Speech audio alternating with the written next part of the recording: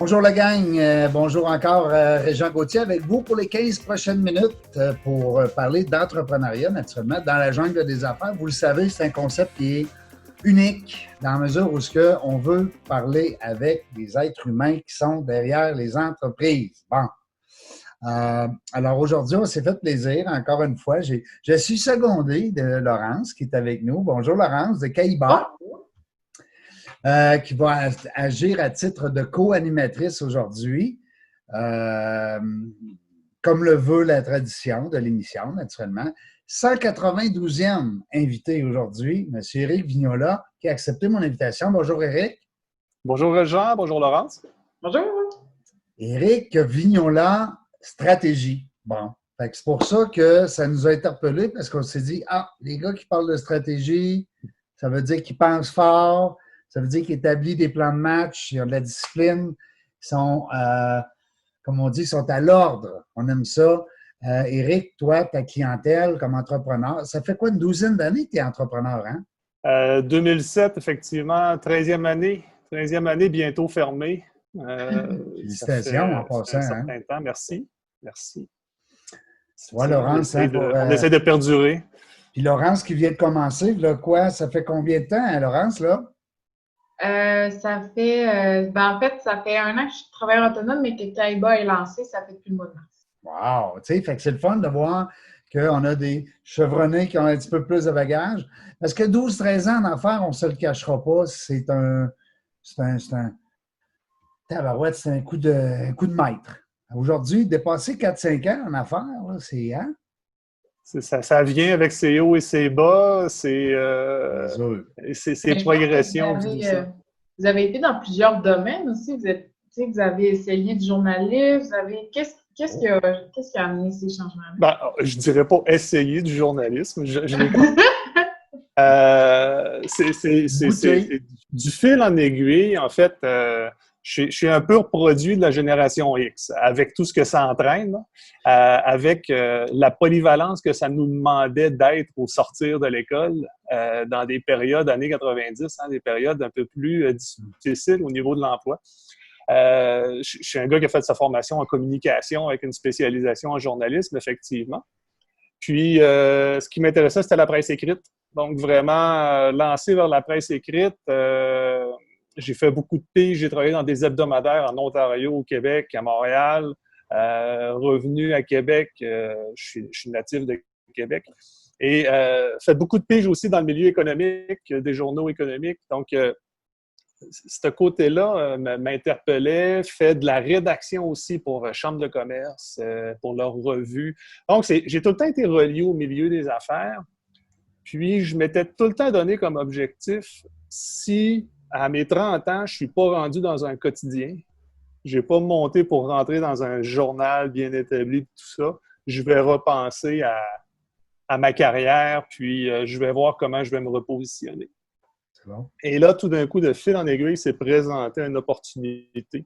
Et je me suis retrouvé directeur général d'une petite entreprise d'économie sociale où on faisait de la réinsertion sur le marché du travail de personnes. OSBL. Un OSBL, effectivement. Bien, j'ai transformé en entreprise d'économie sociale puis en coopérative de solidarité, en fait. Et à partir de ce moment-là, ça a été un clash parce que tu rentres, t'es hiver, là, j'avais quoi? J'avais à peine plus vieux que Laurence, 29 ans, je pense 28 ou 29 ans. Directeur général, j'avais 40 personnes, j'avais une équipe de 7 personnes qui encadraient une quarantaine de travailleurs qui avaient une déficience intellectuelle, qui vivaient avec une déficience intellectuelle, qui vivent encore, j'imagine. Donc là, j'ai découvert la gestion, puis je me rends compte assez rapidement que, au niveau des finances, ça va pas bien.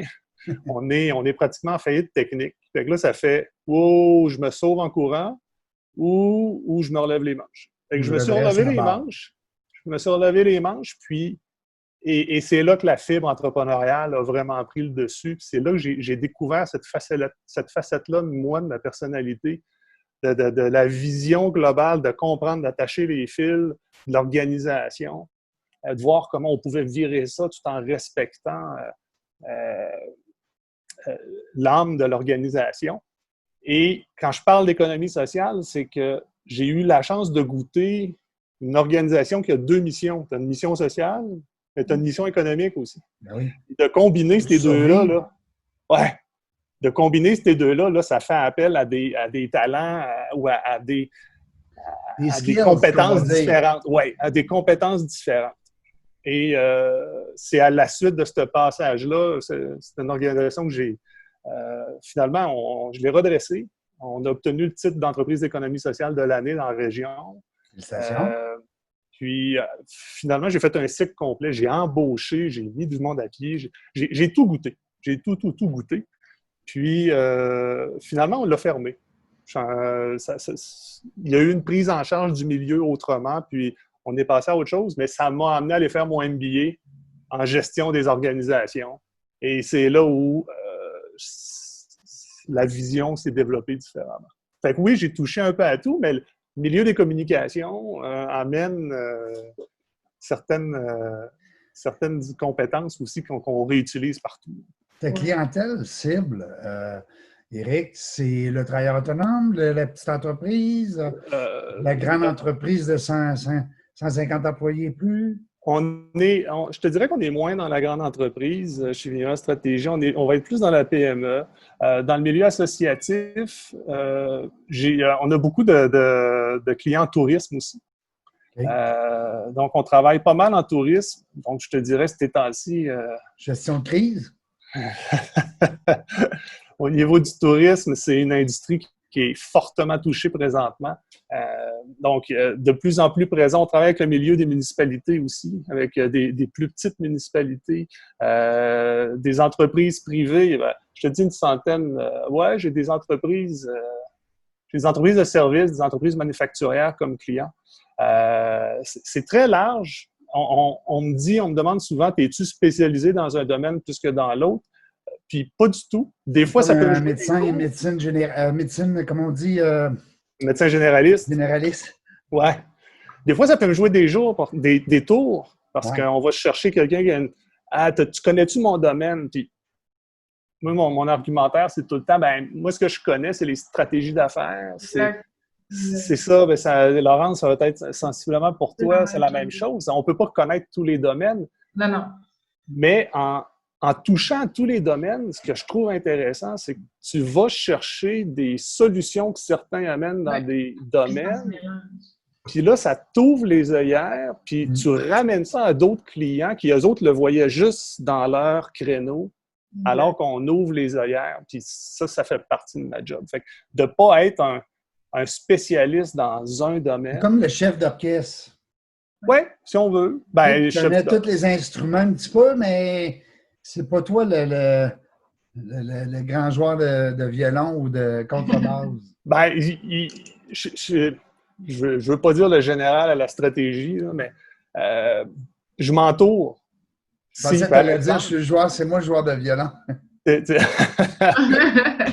Je m'entoure, en fait. Nous, on a une petite équipe ici. J'ai ma collègue Laurence, justement. Tu parles d'un beau nom. Oui, j'ai Christian également, mon collègue, puis j'ai une autre personne. Mais à nous, on ne fait pas tout. Mais des fois, on peut avoir, quand on livre la stratégie, on peut dire, on a un problème au niveau de notre service, de notre parcours client. On n'est pas les spécialisés en parcours client, mais on a détecté que ta problématique est là. Fait qu'on peut aller, on a des partenaires qui travaillent avec. Fait que quand tu dis chef d'orchestre, ça fait peut-être un peu pompeux, mais j'essaie de le voir comme ça. On fait de la stratégie, puis on ne peut pas toutes les connaître, les stratégies. Je travaille avec... j'ai fait des dossiers que j'avais besoin de stratégie de développement immobilier. J'ai quelqu'un qui travaille avec moi. Stratégie financière, j'ai quelqu'un qui travaille avec moi. Service à la clientèle, Laurence, on ne s'est pas connu avant, mais j'ai travaillé avec quelqu'un d'autre. Là, la star, tu vas connaître Laurence. Aïba conseil. C'est ça. Qu'est-ce que ça veut dire donc, Aïba, là, pour le bien de nos auditeurs, là, Laurence? Ça veut dire, je sais que Petit Dragon, il paraît que c'est plus populaire, là, mais en fait, ça veut dire amélioration continue et observation terrain, donc Kaizen et Gemba. C'est le fun de voir l'observation terrain. Vous avez beaucoup de points communs au niveau de votre service conseil. L'idéal pour quelqu'un qui nous écoute, ce serait de vous avoir les deux. Parce que oui, on va planifier, on va faire le marketing, on va faire la gestion de la mise en marché, tout ça, du lancement, de ci, de ça. Mais il y a aussi le client. Un coup qui a été client, il faut qu'il demeure client. Mon grand-père disait tout le temps, c'est pas de vendre, c'est de revendre. Ouais. C'est ça. Ouais. Ben, en fait, il y a justement un côté chez Vignola Stratégie, la mise en marché. Est-ce que, dans le fond, vous avez intégré ça comme étant une sphère de la communication? Comment est-ce que ça s'est imprégné dans le modèle d'affaires? J'ai plutôt intégré la stratégie à la mise en marché. OK. Le premier modèle d'affaires chez Vignola était Vignola Communication Marketing. Donc, un principe un peu plus agence communication marketing, qui, avec le temps, a avancé, évolué, mais avec des ambitions autres et avec une vision de ramener beaucoup plus sur la planification stratégique. Donc, depuis le milieu des années 2010-2015, fin 2015, j'ai vraiment fait un changement dans l'offre de service, dans l'approche et axé vraiment beaucoup sur la planification stratégique, le rôle conseil, mais tout, donc le côté stratégie. Mais oui, comme je suis issu marketing, communication, ben le côté mise en marché, commercialisation. Le marketing amène une vision globale sur une organisation. Et j'ai des gens qui m'appellent des fois, on travaille là-dessus, mais on voudrait avoir ton idée sur le marketing. Je dis non, j'ai besoin de savoir ce que tu fais aussi. C'est ça. Et quand on a cette vision-là globale, ça permet d'amener les meilleures solutions. Fait que oui, le concept mise en marché, l'aspect mise en marché est encore très présent. On va travailler beaucoup plus en planification globale. On n'est plus dans la réalisation comme je l'ai déjà été à un moment. Vraiment, la réalisation terrain, là, j'ai fait du site web, je n'en fais plus. J'ai fait des campagnes télé, je n'en fais plus. Mais on est vraiment plus en amont. Donc, on peut livrer soit des planifications stratégiques, mais on livre aussi des plans marketing. Et parce que dans le fond, une planification stratégique, tu as la générale, mais tu peux avoir une planification stratégique financière, une planification stratégique des RH, tu peux avoir une planification stratégique du marketing. C'est les planifications stratégiques. Juste l'espèce de... Aujourd'hui, le fléau du web avec Internet, avec les réseaux sociaux, avec la présence sur le web, ça t'es-tu demandé souvent dans ta stratégie marketing par rapport à, mettons, on va dire en pourcentage, le web est rendu très, très fort, hein? Oui, le web est rendu très fort, mais il en demeure pas moins que c'est une portion de ce que tu fais. Ouais. J'ai rencontré des gens, là, des entrepreneurs, là. Leur modèle d'affaires était bâti Facebook. Là, je disais, oui, mais tu te barres une partie de la clientèle. Il faut que tu ailles à la rencontre de ton monde pareil. Donc, dans ta stratégie marketing, oui, fais des posts Facebook à tous les jours si tu veux, mais participe à des salons. Et là, je ne rentrerai pas dans le détail de c'était quoi, mais... Non, mais ça prend un mélange des deux. Oui, bien c'est ça. Ouais. Il y en demeure pas moins que la fameuse notion du mix marketing. Là, ouais. Quand bien même que le web a pris beaucoup, beaucoup de place, il fait partie d'une stratégie de mix marketing global. Donc, de tout mettre ses œufs dans le même panier. Un bon vieux béden à béden. C'est mon grand-père qui disait réseautage, là, c'est du béden à béden. Et là, on le voit, hein, on le voit très bien parce que moi, ce que j'entends dans mon réseau présentement, là, c'est hey, c'était le fun un 5 à 7 Zoom, là, mais peux-tu en avoir un vrai? Ouais.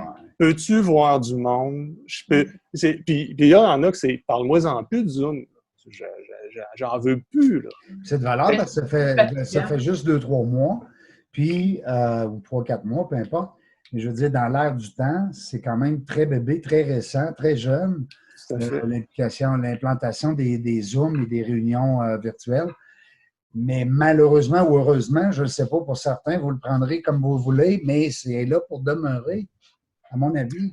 Bien, moi, je pense qu'on va s'ajuster. Je pense qu'on va éviter maintenant, à l'avenir, on va éviter les déplacements pour une rencontre d'1 heure, là.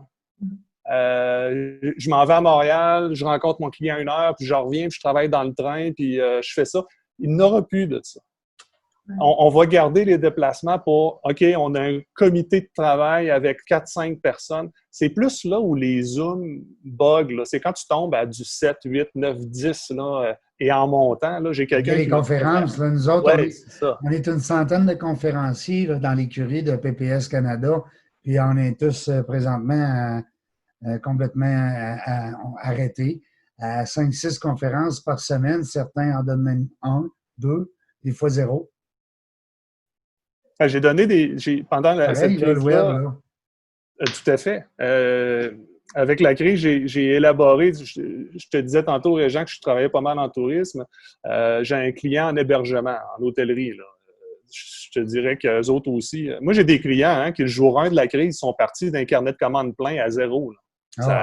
Ça s'est effoiré. Là. C'est clair. J'ai continué à les accompagner dans un cas, là, gratuitement, à dire, regarde, ça n'a pas de sens, il faut que tu te relèves. Puis on avait, une fois par semaine, on avait un brainstorm pour travailler comment on ajuste notre offre de service.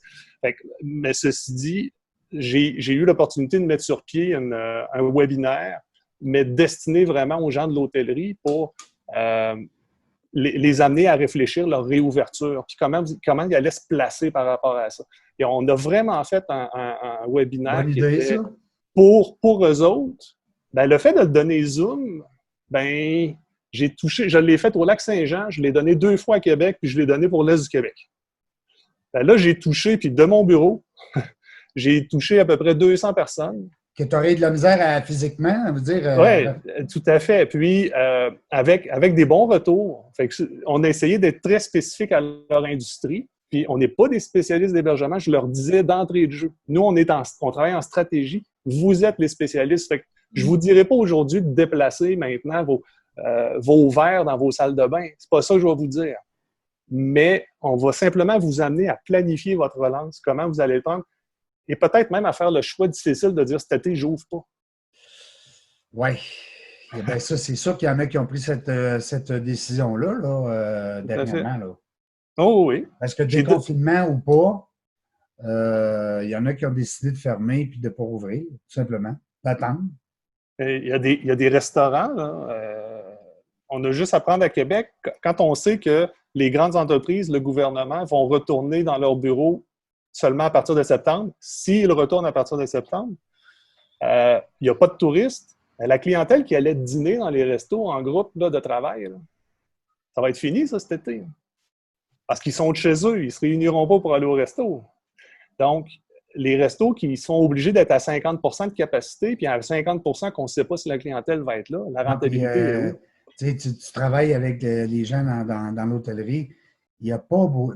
La marge d'erreur est très petite en restauration. Très mince.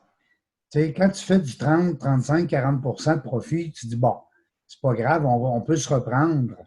Mais en restauration, moi je sais, j'en ai eu des restaurants, puis quand tu arrivais à 5, 6, 7 % de profit net sur les ventes, tu étais quasiment un dieu de la restauration. Tout à fait, les marges sont basses, les marges sont très, très serrées. En tout cas, puis on a hâte d'y aller au restaurant. Tantôt, je parlais avec des gens dans la restauration, c'est sûr. On a hâte d'y aller, on a hâte de sortir tout le monde, mais quelque part, ce ne sera plus jamais pareil, la même. Comment je pourrais dire? Je veux pas tomber dans le COVID négatif, tout ça, mais je veux dire, l'expérience client, tu le sais, Laurence, tu es là-dedans. L'expérience client d'aller dans un restaurant quand tu es obligé d'être masqué, que tu es obligé de commander en ligne, puis de parler de loin à ton serveur, puis je ne sais plus, là, je ne sais pas comment ça va se passer. Je capote. Il y a beaucoup de... Il y a un frein déjà parce que c'est beaucoup d'adaptation. Il a fallu beaucoup d'adaptation pendant le confinement et maintenant, ça en prend beaucoup pour les mesures de déconfinement. Donc, puis les restaurants, autant que le consommateur, sont en adaptation en ce moment.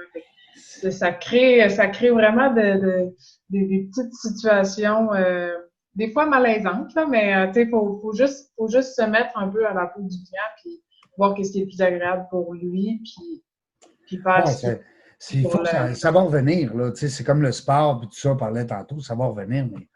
Mais... en terminant, Éric, tu vas venir avec nous en studio en septembre. Oui. Oui. Peut-être à août, là, je vais t'envoyer des dates pour regarder avec la grille horaire. Je pense que c'est rendu les alentours du 15 août. Ça pourrait être le fun aussi que si Laurence peut se rendre disponible pour venir co-animer. Si on peut être plus que 3 dans le studio, ça va aller. Oui. Ben, on a quand même si grand. De la manière qu'on a placé ça, on est à 2 mètres tout le monde. Peut-être que dans ce temps-là, ça va être rendu 1,5 mètre. Alors, on est correct.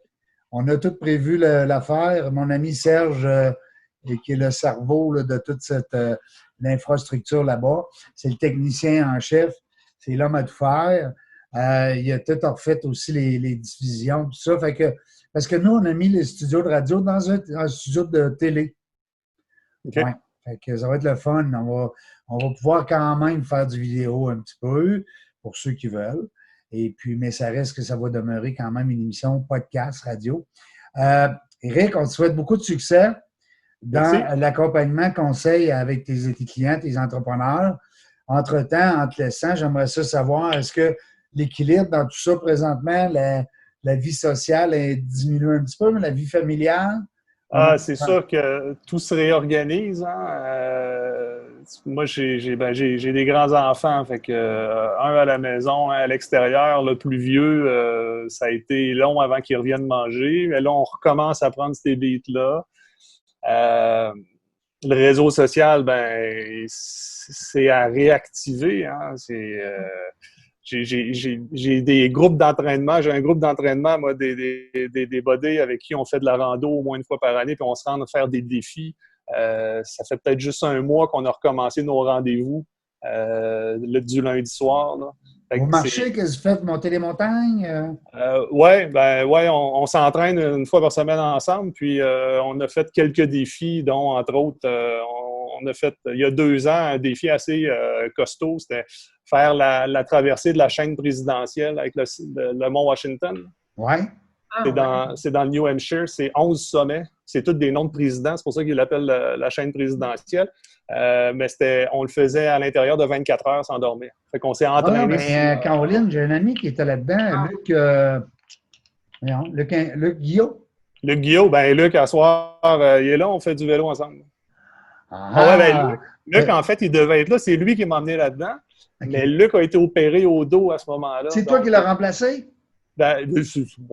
Je n'étais pas le cheerleader. Luc est un bon cheerleader pour moi. Parce que je sais, Luc, c'est un bon ami, puis on se connaît, puis il me parlait de ça. Là. Puis quand tu m'as parlé de plusieurs monts, Washington, puis là, sur 24 heures, là, j'ai dit, OK, c'est ça, c'est Luc. Lui, il l'avait fait 2 ans avant moi. Il a relancé le groupe, mais l'année que je suis allé, il s'est fait opérer pour le dos, puis il n'a pas pu venir. Bon. Donc, on le salue. Il est chanceux, on parle de lui. Salut, Luc. Un autre bon conseiller aussi d'affaires, pour les gens d'affaires, Luc Guillot. Et merci beaucoup, Laurence, de Caïba. Ça fait plaisir. Merci beaucoup Éric et Régent pour votre invitation. Puis la petite discussion, ça fait du bien de parler à des gens. Oui, hein? Oui, toujours. Moi, j'aime ça. Je pense que je vais le garder, le petit Zoom 15 minutes, comme j'expliquais à Éric tout à l'heure, avant d'entrer en enregistrement. On va garder le concept 15 minutes vidéo, un lien, et puis l'autre 45 minutes, ça va faire un beau 60 minutes total tout. Dans l'autre partie, on va travailler un peu plus l'enfance, on va aller voir l'école, comment c'était, on va parler. C'est ça qui est le fun, c'est ça que les gens aiment. Ils aiment connaître l'humain derrière l'entrepreneur. Merci beaucoup, Éric, de ton plaisir, Jean. Merci de l'invitation. Merci beaucoup, Laurence. Et sur ça, la gang, mais vous le savez, on ne sait pas quand est-ce qu'on va venir. Suivez-nous sur la page dans la jungle des affaires. C'est la meilleure façon de savoir qui on reçoit et quand on les reçoit. Puis, envoyez-moi vos courriels, vos messages, vos commentaires. Je vous lis tout. Vous le savez, je lis 100% des messages que je reçois pour le moment. Alors, on ne sait pas quand est-ce qu'on vient. Là, je m'aperçois que mon Wi-Fi est bizarre un peu parce que quand je bouge la tête d'un bord, en tout cas, c'est au ralenti. Merci. Bonne continuité, tout le monde. Bon été, bonne canicule. Merci. Sur ça, je vais vous envoyer le lien aussitôt que c'est fait. Merci. Merci, Jean.